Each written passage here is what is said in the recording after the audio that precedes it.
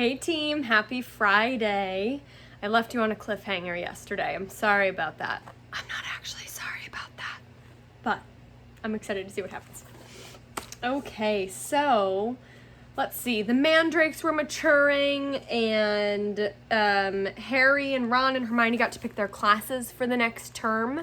They were all nervous. Well, Hermione knew exactly what she wanted, everything. And Harry had no idea what he wanted, so he just kind of went with what Ron did. Then he was headed back up to his room, and Neville Longbottom pulled him aside looking very frantic and said, "Harry, I don't know who did it. I just found..." Watching Harry fearfully, Neville pushed open the door. The contents of Harry's trunk had been thrown everywhere. His cloak lay ripped on the floor. The bedclothes had been pulled off his four-poster, and the drawer had been pulled out of his bedside cabinet. The contents were strewn all over the mattress.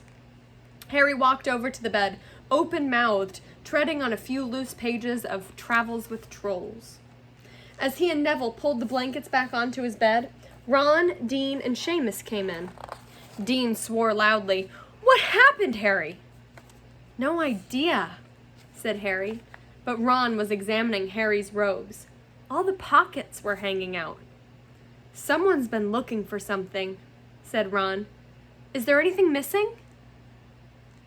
Harry started to pick up all his things and threw them into his trunk. It was only as he threw the last of the Lockhart books back in that he realized what wasn't there. "Riddle's diary is gone," said Harry in an undertone to Ron. "What?" Harry jerked his head towards the dormitory door, and Ron followed him out. They hurried back down to the Gryffindor common room, which was half empty, and joined Hermione, who was sitting alone, reading a book called Ancient Runes Made Easy. Hermione looked aghast at the news.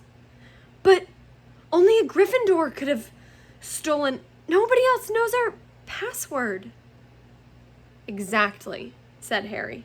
They woke the next day to a brilliant sunshine and light, They woke the next day to a brilliant sunshine and a light, refreshing breeze. "Perfect Quidditch conditions," said Wood enthusiastically at the Gryffindor table, loading the team's plates with scrambled eggs. "Harry, buck up there. You need a decent breakfast." Harry had been staring down at the packed Gryffindor table, wondering if the new owner of Riddle's diary was right in front of his eyes. Hermione had been urging him to report the robbery. Here, let me get you a better angle on that. But I don't want my face so close. You don't need to be zoomed in on my eyeball.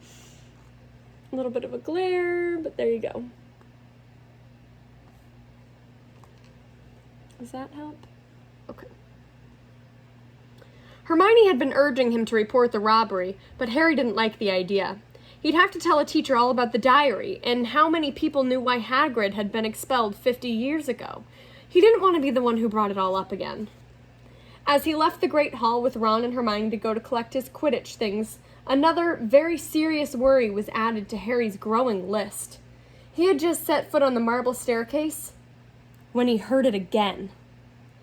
"Kill this time. Let me rip, tear." He shouted aloud, and Ron and Hermione both jumped away from him in alarm.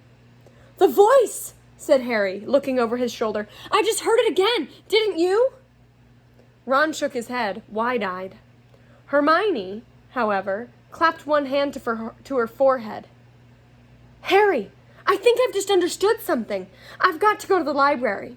And she sprinted away up the stairs. "What does she understand?" said Harry, distractedly, still looking around, trying to tell where the voice had come from. "Loads more than I do," said Ron, shaking his head. "But why's she got to go to the library?" "Because that's what Hermione does," said Ron, shrugging. "When in doubt, go to the library." No picture on this page. Harry stood, irresolute, trying to catch the voice again, but people were now emerging from the Great Hall behind him, talking loudly. Sorry, I lost my spot. People were emerging from the Great Hall behind him, talking loudly, exiting through the front doors on their way to the Quidditch pitch. "You'd better get moving," said Ron. "It's nearly 11. The match. Harry raced up to Gryffindor Tower, collected his Nimbus 2000, and joined the large crowd swarming across the grounds. But his mind was still in the castle, along with the bodiless voice, and as he pulled his scarlet robes in the changing room, his only comfort was that everyone was now outside to watch the game. The teams walked onto the pitch to a tumultuous applause. Oliver Wood took off for a warm-up flight around the goalposts. Madam Hooch released the balls. The Hufflepuffs, who played in canary yellow, were standing in a huddle, having a last-minute discussion of tactics. Harry was just mounting his broom when Professor McGonagall came half marching, half running across the pitch, carrying an enormous purple megaphone. Harry's heart dropped like a stone. "The match has been cancelled," Professor McGonagall called through the megaphone, addressing the packed stadium. There were boos and shouts. Oliver Wood, looking devastated, landed and ran towards Professor McGonagall without getting off of his broomstick. "But Professor," he shouted, "we've got to play! The cup! Gryffindor!" Professor McGonagall ignored him and continued to shout through her megaphone. "All students are to make their way back to the house common rooms, where their heads of houses will give them further information. As quickly as you can, please!" Then she lowered the megaphone and beckoned Harry over to her. "Potter, I think you'd better come with me." Wondering how she could possibly suspect him this time, Harry saw Ron detach himself from the complaining crowd. He came running up to them as they set off towards the castle. To Harry's surprise, Professor McGonagall didn't object. "Yes, perhaps you'd better come too, Weasley." Some of the students swarming around them were grumbling about the match being canceled. Others looked worried. Harry and Ron followed Professor McGonagall back into the school and up the marble staircase. But they weren't taken into anybody's office this time. "This will be a bit of a shock," said Professor McGonagall in a surprisingly gentle voice as they approached the hospital wing. "There has been another attack. Another double attack." Harry's insides did a horrible somersault. Professor McGonagall pushed the door open, and he and Ron entered. Madame Pomfrey was bending over a 6th-year girl with long curly hair. Harry recognized her as the Ravenclaw they'd accidentally asked for directions to the Slytherin common room. And on the bed next to her was Hermione! Ron groaned. Hermione lay utterly still, her eyes open and glassy. "They were found near the library," said Professor McGonagall. "I don't suppose either of you can explain this. It was on the floor next to them." She was holding up a small circular mirror. Harry and Ron shook their heads, both staring at Hermione.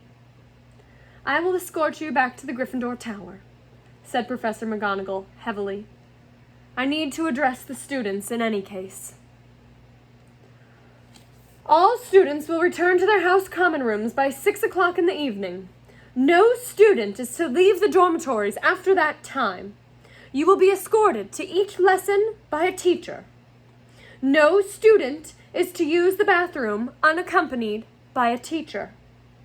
All further Quidditch training and matches are to be postponed. There will be no more evening activities." The Gryffindors, packed inside the common room, listened to Professor McGonagall in silence. She rolled up the parchment from which she had been reading and said in a somewhat choked voice, "I need hardly to add that I have been rarely so distressed. It is likely that the school will be closed unless the culprit behind these attacks is caught.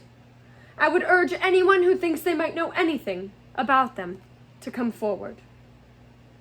She climbed somewhat awkwardly out of the portrait hole, and the Gryffindors began talking immediately.